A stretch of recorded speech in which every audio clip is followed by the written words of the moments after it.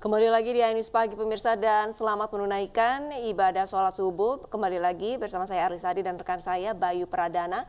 Pemirsa, sebanyak 388 calon jemaah haji kloter pertama dari embarkasi Pondok Gede Jakarta diberangkatkan menuju Tanah Suci. Pemirsa, sebanyak 388 calon jemaah haji kloter pertama dari embarkasi Pondok Gede Jakarta diberangkatkan Rabu dini hari dari Bandara Soekarno-Hatta, Tangerang, Banten. Calon jemaah haji akan tiba di Bandara King Abdul Aziz Jeddah Rabu pukul 6 pagi waktu Arab Saudi. Pemberangkatan dilakukan usai Menteri Agama Yakut Khalil Qomas meresmikan fast track atau jalur cepat guna memudahkan calon jemaah haji dalam proses pengecekan dokumen keimigrasian seperti visa dan paspor di bandara di Indonesia. 7.510 calon jemaah haji gelombang pertama akan diberangkatkan dengan menggunakan dua maskapai berbeda, yakni Garuda Indonesia dan Saudi. Ada yang dampingi gimana? Oh, di sebelah kanan Bapak. Oh, ini. Bapak sebelah kanan sini, Bapak. Ada yang bimbing kan? Sini, Pak. Sini, Bapak. Nah, kanan. Pemirsa, jelang ibadah haji 1444 Hijriah, petugas Bandara Madinah Arab Saudi bersiap-siap. Jemaah Indonesia pun telah tiba di Madinah. Jemaah haji Indonesia kloter pertama telah tiba di Madinah Arab Saudi. Sementara itu, petugas PPIH daerah kerja bandara dan Daker Madinah bersiap melayani jemaah haji. Kementerian Agama dan Konjen RI di Jeddah mengingatkan terkait barang-barang yang dilarang keras untuk dibawa. Ada dua kategori barang yang dilarang dibawa jemaah haji Indonesia. Pertama, barang yang secara materi memang dilarang, misalnya jimat atau raja. Barang yang secara materi tidak dilarang tetapi secara jumlah dilarang, misalnya rokok, obat kuat, dan jamu.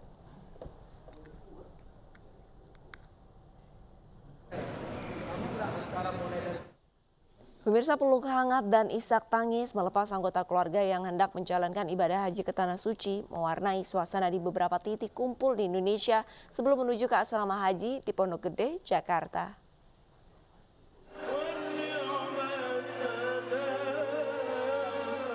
Suasana harum mewarnai pelepasan 393 jemaah calon haji asal kota Tangerang yang tergabung dalam kloter 3 dan kloter 1 Provinsi Banten embarkasi DKI Jakarta di Masjid Raya Al-Azam yang akan diberangkatkan ke asrama haji Cipondoh, Banten. Keberangkatan bus dilepas langsung pejabat Gubernur Banten Al-Mukhtabar, Wali Kota Tangerang, dan unsur Forkopimda Kota Tangerang. Untuk juga masalah snacknya dan makanannya. Jadi mudah-mudahan jamaah bisa fokus mempersiapkan diri untuk melaksanakan ibadah haji ini. Sementara di Cianjur, Jawa Barat, ratusan jemaah calon haji diberangkatkan ke embarkasi Bekasi sebelum diterbangkan ke Tanah Suci Mekah, Arab Saudi. Pemberangkatan ini disambut dengan isak tangis dan haru keluarga. Sebanyak 466 jemaah calon haji asal Cianjur diberangkatkan menuju embarkasi Bekasi sebelum diterbangkan ke Tanah Suci Mekah, Arab Saudi.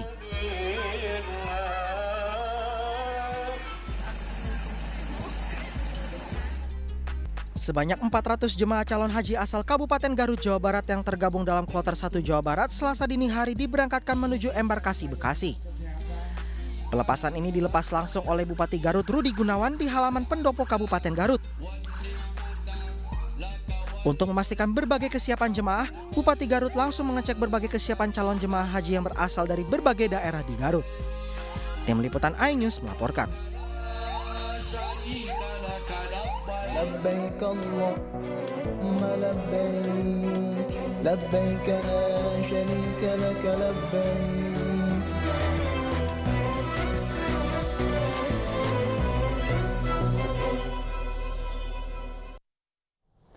Pemirsa, puluhan warga kembali menjegal gedung pusat perbelanjaan menggunakan batu gudung di Makassar.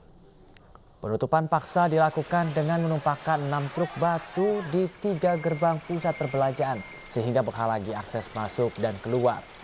Aksi penyegelan ini yang kedua kalinya terkait dugaan penyerobotan lahan seluas 6,4 hektar yang kini dikuasai pusat perbelanjaan terkait. Tak hanya menyegel dengan menggunakan batu gudung, puluhan warga bersama pihak ahli waris juga memasang puluhan spanduk berisi tuntutan keadilan. Sampai sekarang nggak ada respon. Kalau direspon lapor kita nggak mungkin seperti ini. Jadi saya kira itu tadi mudah-mudahan dengan upahnya batu kayak begini dia akan bisa masuk. Ya ada semacam pembelajaran bahwa ini kan nggak main-main.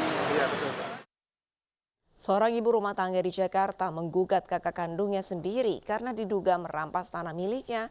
Modus pelaku adalah dengan menggunakan sertifikat bodong. Pengadilan Negeri Jakarta Selatan menggelar sidang gugatan perdata dalam kasus sengketa tanah antara dua ahli waris, Haryanti Sutanto dan kakaknya yang berinisial SS. Sidang menghadirkan Saharudin Daming, saksi ahli perdata yang juga mantan anggota Komnas HAM Republik Indonesia. Menurut Saharudin, kasus sengketa tanah ini terjadi karena adanya oknum BPN yang meloloskan sertifikat yang diterbitkan tanpa persetujuan dari ahli waris lain. Kenapa sertifikat bodong? Karena dia dibuat dari perjanjian hibah yang sama sekali tidak melibatkan ahli waris lainnya. Coba bayangkan aja kalau ada dua ahli waris. Harusnya kan kalau bikin akta hibah dari orang tuanya itu memang boleh. Tapi kalau ada dua ahli waris tapi satu ahli waris tidak dilibatkan, itu kan zalim. Itu namanya perbuatan melawan hukum. Dan akta hibah semacam itu tidak sah, cacat dari semula.